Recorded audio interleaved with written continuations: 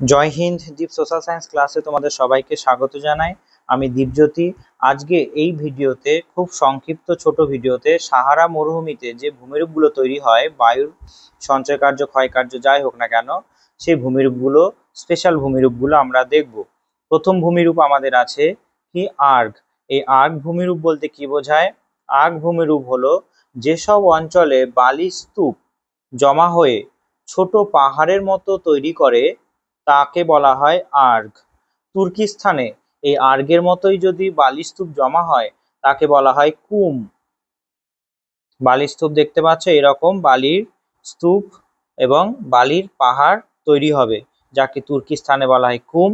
আর আমাদের যে সাহারা আছে সেখানে কি বলা হয়? আর্গ। এরপরে 2 নম্বর ভূমিরূপ হলো হামাদা। এই হামাদা বলতে কি বোঝায়? যেসব অঞ্চলে শক্ত পাথরে ভর্তি বালির অস্তিত্ব চোখে পড়ে না তা হলো হামাদা। এইখানে দেখতে পাচ্ছ শুধু পাথরগুলো পড়ে আছে, আলগা বালুরাশি উড়ে চলে গেছে, তাই এইখানে শক্ত পাথর শুধু পড়ে আছে, বালির অস্তিত্ব প্রায় নেই, তাই একে কি বলা হচ্ছে? তাই একে বলা হয় হামাদা। রেগ। রেগ আরেকটা ভূমিরূপ। সেখানে কি হবে?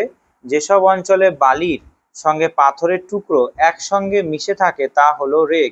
অর্থাৎ বালিও থাকবে, বালি প্লাস পাথর একসঙ্গে যেখানে পড়ে থাকবে তখন সেটাকে বলা হয় রেগ।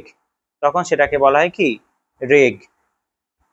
এই যে রেগ দেখতে এই রকম লাগে, ঠিক আছে? সেখানে পাথরও আছে, বালিও জমা আছে। এরপরে ওয়াদি। মরুভূমিতে আমরা জানি যে বৃষ্টিপাত হয় না, বৃষ্টি হলেও খুব দ্রুততার সঙ্গে সে বৃষ্টির জল শুষে নেয় মরুভূমি। কিন্তু হঠাৎ করে যখন বৃষ্টি হয়, প্রবল ফ্ল্যাশ ফ্লাড হয়, মেঘ ভাঙা বৃষ্টির মতো বৃষ্টি যখন হয়ে যায়, হঠাৎ বন্যা মরুভূমিতে দেখা দেয়। এই হঠাৎ বন্যার জন্য ছোট বড় নদী প্রবাহিত হয়, কিন্তু একটা সময় নদীগুলো প্রায় নিশ্চিহ্ন হয়ে যায়। এই নদী যেখান দিয়ে প্রবাহিত হচ্ছিল তার একটা খাত নদী উপত্যকা থেকেই যায়, কিন্তু জল থাকে না। তাই মরুভূমিতে, সাহারা মরুভূমিতে যে শুকনো নদী খাত আছে তাদেরকে কি বলা হয়? ওয়াদি।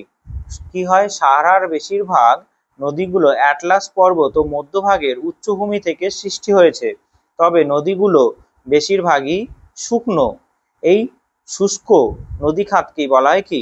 ওয়াদি। ওয়াদি শব্দের অর্থ কি? ওয়াদি শব্দের অর্থ হলো আরবি শব্দ শুষ্ক উপত্যকা। আরবি শব্দ ওয়াদি কথার অর্থ কি? শুষ্ক উপত্যকা বা ড্রাই ভ্যালি। এরপরে ক্যারাভ্যান। ক্যারাভ্যান বলতে কি বোঝায়? মরুভূমিতে আমরা জানি যে উটকে নিয়ে আদিবাসীরা সামনের দিকে এগিয়ে যায়, সেই মরুভূমিতে যাতায়াতের মাধ্যম বা পথকেই বলা হয় কি? ক্যারাভ্যান। মরুভূমিতে যাতায়াতের মাধ্যম বা পথকেই বলা হয় ক্যারাভ্যান। এখানে শুষ্ক উপত্যকার ছবি দেখতে পাচ্ছ, এখানে কোনো জল কিন্তু নেই, পুরো শুকিয়ে গেছে। আর মরুভূমিতে মরু যাত্রাপথকেই বলা হয় কি? ক্যারাভ্যান। দেখো, এই যে মরু পথে মধ্য দিয়ে উটকে নিয়ে আদিবাসী মানুষ এগিয়ে চলেছে সামনে, এই যাত্রাপথকে বলা হয় ক্যারাভ্যান। এই যাত্রাপথকে কি বলা হয়? ক্যারাভ্যান। এরপরে আছে পাথুরে মরুভূমি।